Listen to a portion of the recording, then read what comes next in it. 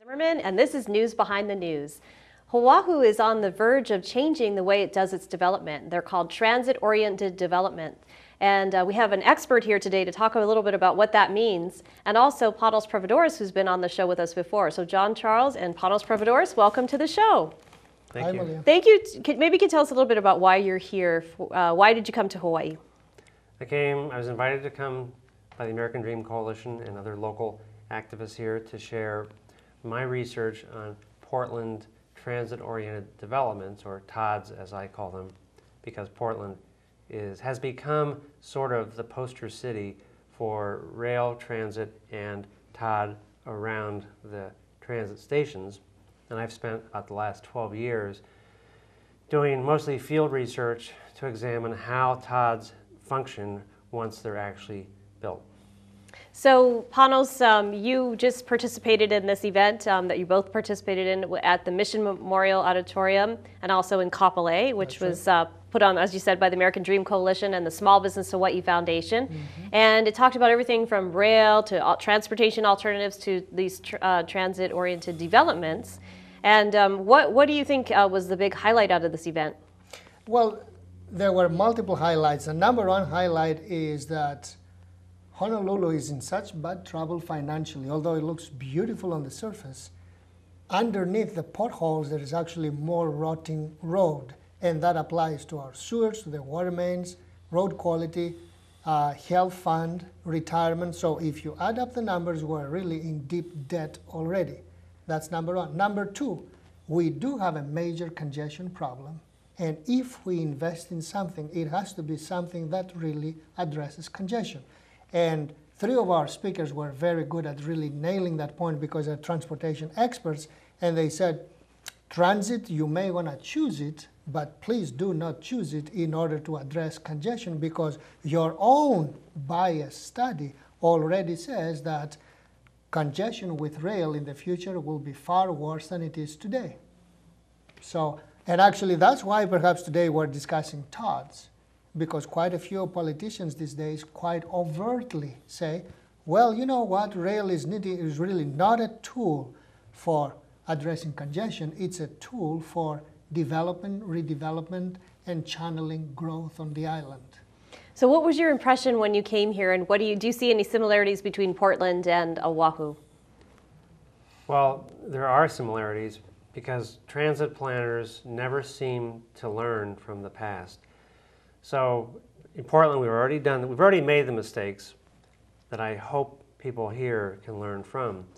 That we have rail lines in Portland that were run out through nothing but pastures and woodlands. Which is what they're going to do here. They're talking about doing here. Right. Mm-hmm. The second rail line we built that opened in 1998 was deliberately built on a field of dreams strategy, that if we run this through some place that's unpopulated now, build stations, use the power of government zoning to essentially mandate that the only thing that can be built within a half-mile of these stations, a half-mile radius, is transit-oriented development. Plus, we use a generous buffet of 8 or 9 different subsidy streams to induce this TOD, which is actually very expensive to build because density costs money. Mm-hmm. And so the notion was, if we do all this, that we will boost ridership so substantially that it will make the expenditure for rail pay off. It'll reduce congestion because even though you're packing a lot of people in close, you have a large chunk of them taking the train, and everyone will be happy and we'll ride off into the sunset. Well, I watched that all getting built out in the mid-90s. I was taking pictures of these sites when they were nothing but bare dirt. And then as it got built up, I was interviewing people and interviewing the people putting money into it. And then as it got built and people moved into the work, living arrangements, we went out in the field at 6 in the morning, sometimes 4 in the afternoon, sometimes on a Saturday, and we would just count every single trip in and out to find out, when people don't really know that you're watching, when you're just observing, you're not asking them to survey, you're just observing how they travel. Well, how do they travel?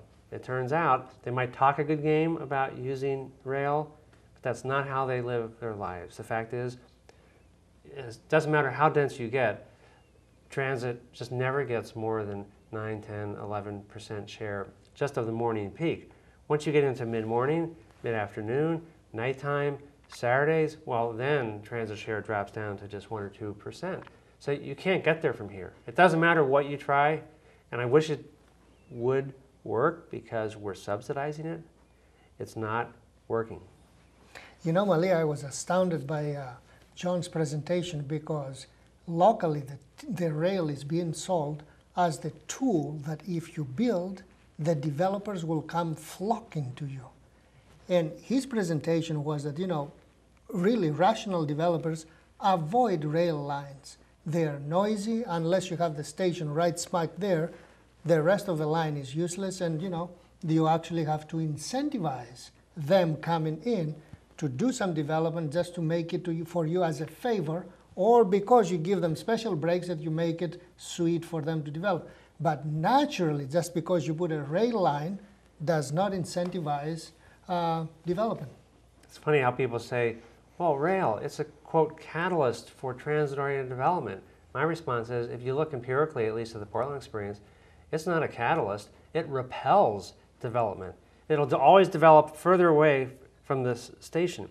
The closer you get, the more you have to put cash up to induce developers because it's more expensive and it's not at all an attraction.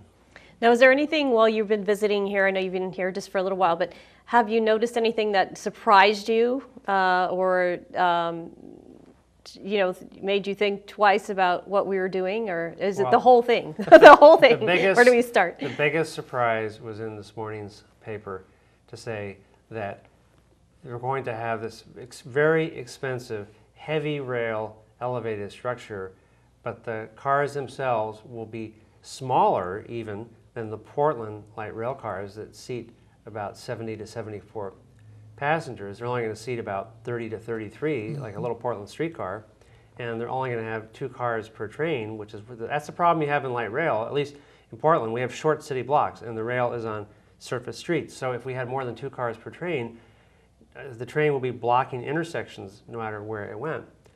So here you're going to all the trouble, all the expense of a heavy rail system, but you're not even going to run heavy rail cars. You're going to run these dinky little cars, make most people stand.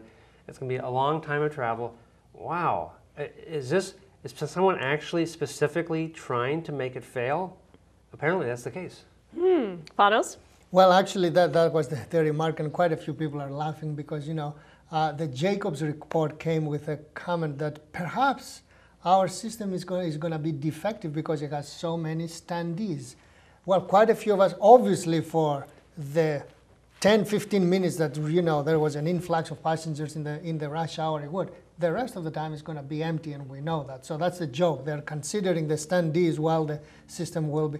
But of course, the deficiency in the seating capacity and overall capacity, this dates back to 2008 when I served one of the 5 people in the transit panel. And I said, what kind of Mickey Mouse is this? Why are we limiting this thing to 300 passenger capacity and we're building $5 billion of concrete infrastructure? But the specs were so crooked, I mean, from the get-go. They didn't allow catenaries, they didn't allow any alternative technology, so monorail, not that I'm a fan, but at least it had a chance of competing, right? Monorail was not there, maglev was not there, nothing. Everything was from the get-go, a small little steel on steel, because they wanted to be true to their commercials of being light rail. It's heavy rail with light rail vehicles. So, yeah. So what about this whole Opili project? This would be our first big transit-oriented development here, right? Or is it our very first one? It's the very first one. We do not have a strict TOD. We have not issued TOD credits to anybody else to build next to a bus station or whatever. Bottom line, number one, you do not need to have a rail system in order to have TODs. If you really want to do TODs, you can do it next to a bus rapid transit line to get that out of the question. But Ho'opili now, it's massive. Once upon a time, like 3 years ago, when it was completely defeated under the previous Governor Lingle administration, it was a 15,000 home proposal. Now it has come down to 11,750 home proposal. Supposedly it's an integrated community with schools, light industrial, and all, and it has the very first 2 stations of the train. Now, where is this Ho'opili, people might ask? It's the big empty land between Oahu and Kapolei. And all of that, you can Google Earth it like 5 minutes after the show, you will see it's loon farms. Our major fresh agriculture production that we have is right there. Another 10-20% out in Waianae, and another 10-20% out in Waimanalo, and that's all in terms of fresh food. And we're converting fresh produce to cookie cutter homes and to rail stations. This is really the exact opposite of sustainability design and proper planning for our city. But that's what Ho'opili is. So we've had farmers on both sides of the issue. You have the people that want to save Oahu farmlands, and then you have the people who actually are at a loon, the Mike and Alex Sue brothers, who want to, they're willing to give up the land. So why do you think that there's this willingness to give up the land and this divisiveness among the farmers?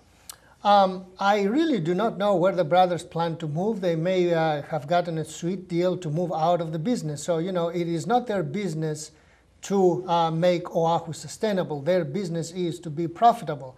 So if B.R. Horton gave them a good extension plan, because it will be developed in stages, Ho'opili, it's a 20-year plan. But if everything goes according to plan, in 20 years, loon farms will not exist at all.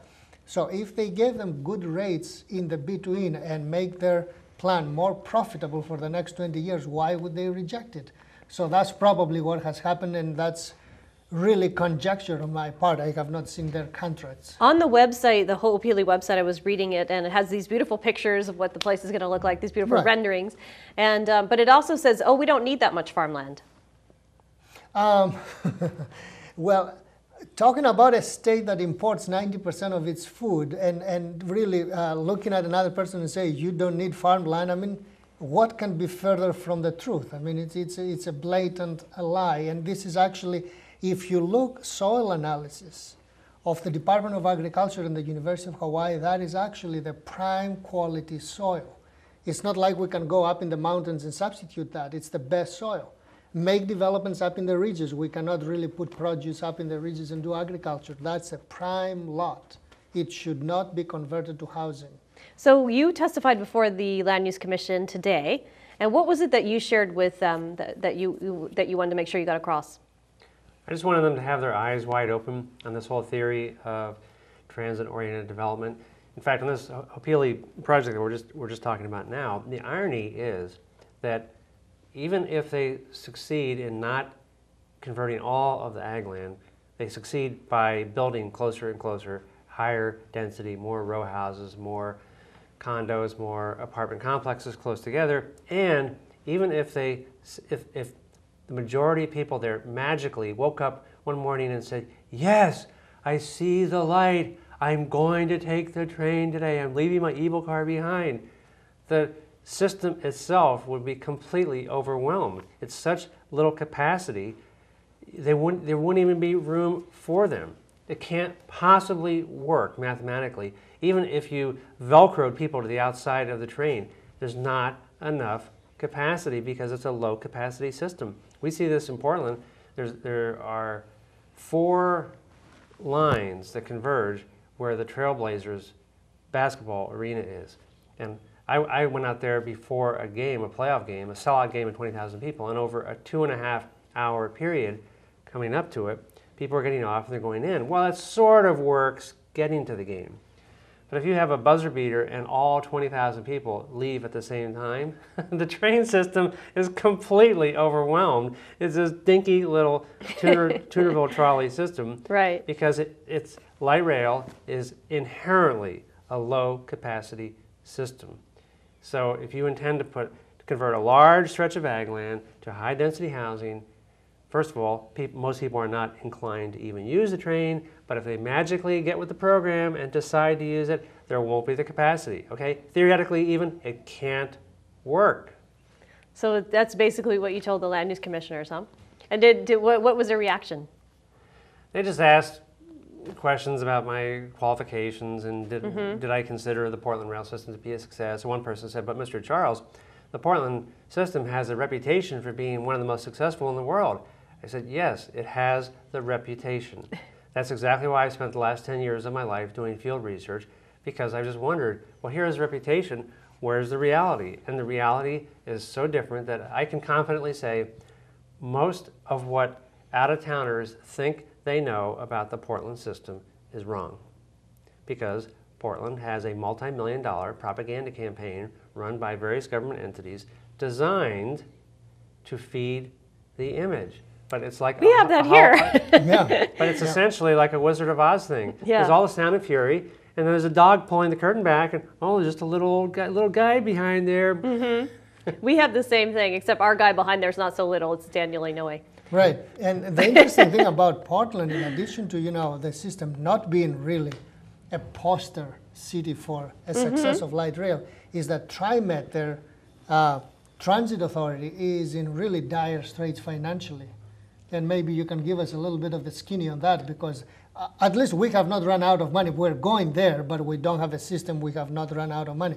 You have a system for 20 years. So what is the situation now?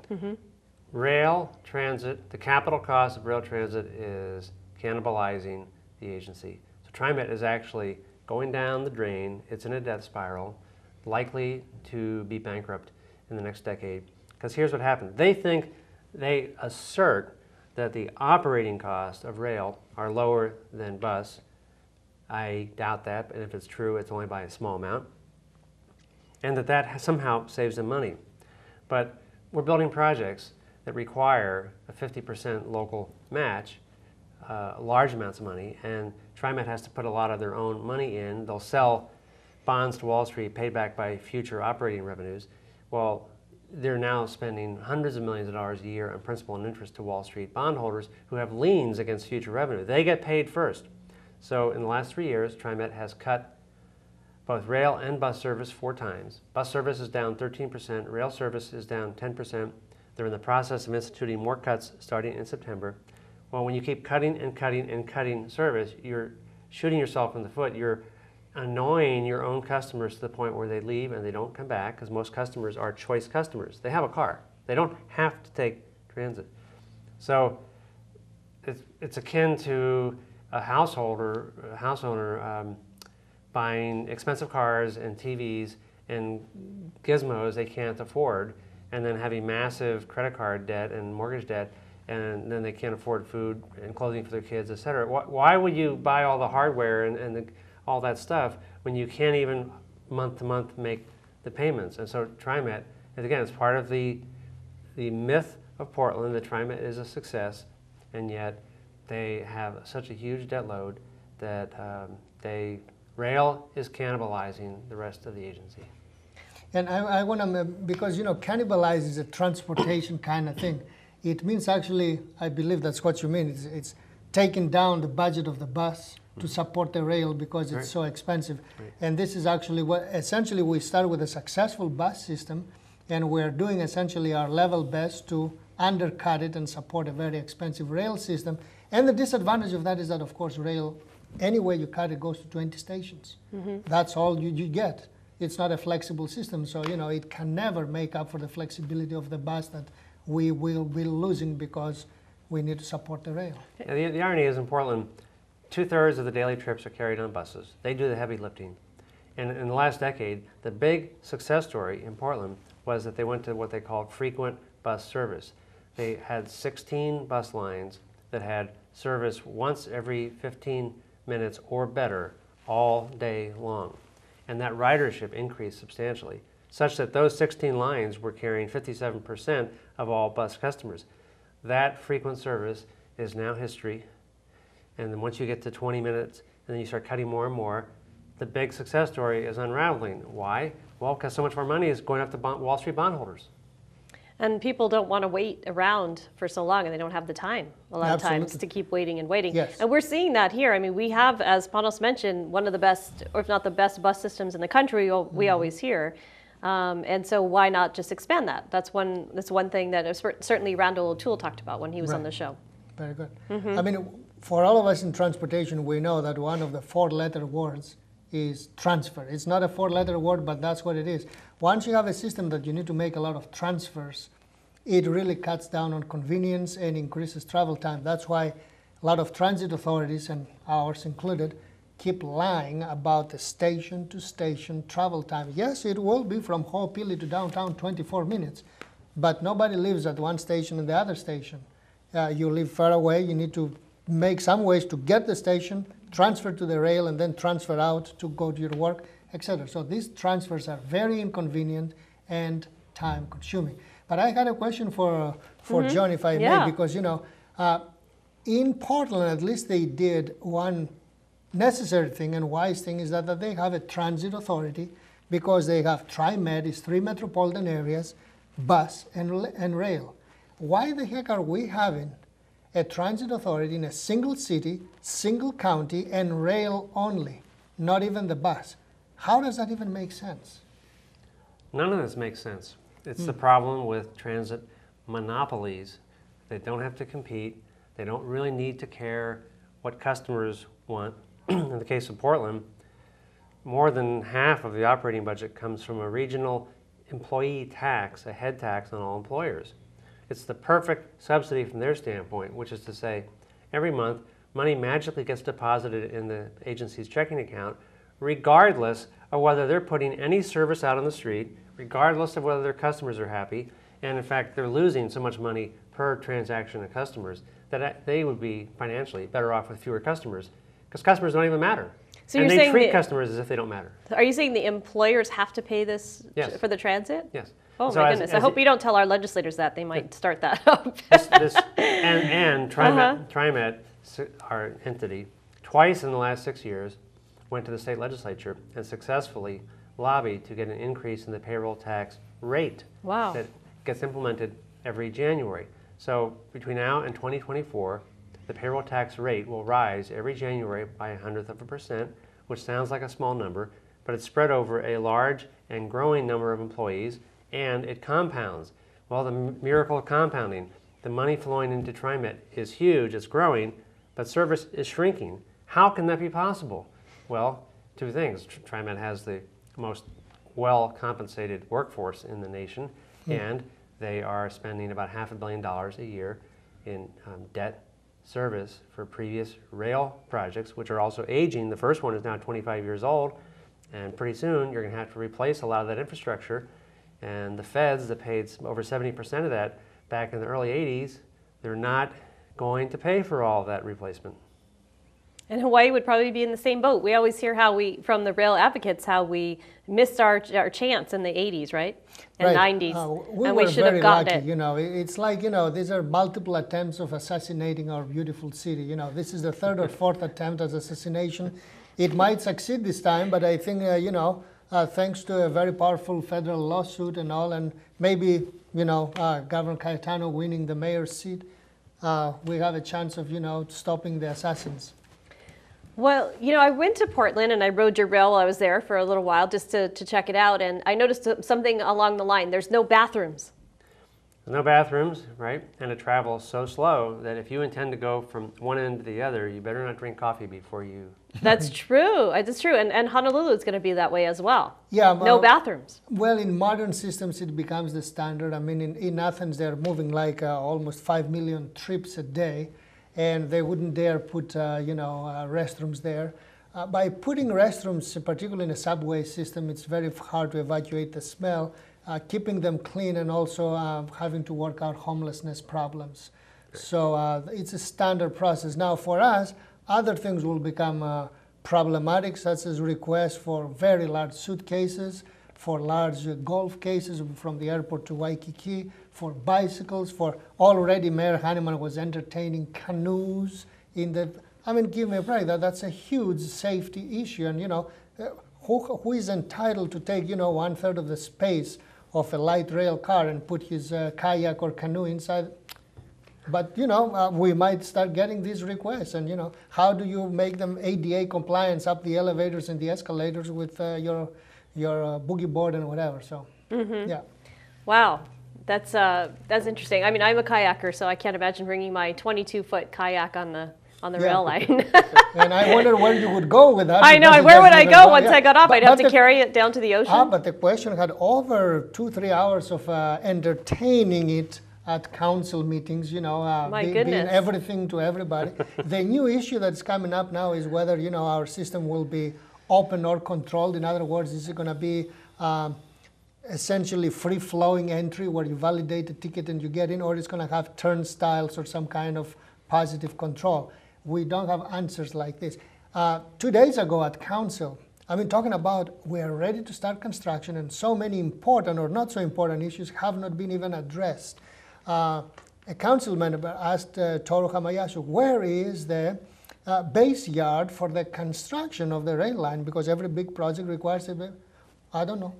His answer was, I don't know. They are ready to go into major construction, and they have not secured a base yard to make the components that they will truck in and put them up for, I don't know. So what do you think the rush is? That's what I was asking the mayor today. I said, what's the rush, And he said, this is not a rush. We've been trying to build, mayor after mayor after mayor has been trying to build this rail line. And I said, well, the lawsuit might turn out against you, and then what are you going to leave for the taxpayers? You might lose the election, and what are you going to leave the taxpayers? So, but he said, no, it's time. We've waited long enough. And so now it's like the hurry up and wait thing. They're trying to hurry up, but they have nothing in place, huh? Nothing in place to do. Even today, I took another tour of the rail line, and there is nothing going on. So I don't know when they're going to start. And just the mobilization actually takes several weeks for the heavy machinery. So I don't think between now and the elections there's going to be any substantial construction, which is actually quite good because, if Ben Cayetano wins, he really has nothing to stop. So the demolition expense will be truly minimal. On the other hand, there'll be no traffic congestion because of the rail, so people might not realize what's coming. Yes. I know. So final thoughts. We have 40 seconds left. So tell me your final thoughts of what Hawaii can learn from Portland. Don't make the same mistake. Portland planners don't want to hear it when I say this. I speak more out of state than in state because there's no market for my research in Portland or in Oregon generally because they're too busy defending what they've done. So what I tell people out of state is we have a 25-year empirical track record. It has not worked. It is not working. It can't work. So please learn from our experience. Okay. Panos, final thoughts? I'm good. Yes, stop killing Honolulu. We're good. No more rail. And what is your website so people can get more information? cascadepolicy.org. Okay. Thank you for joining us today. This show flew by again, so thank you so much. Thank you. This has been News Behind the News. Aloha.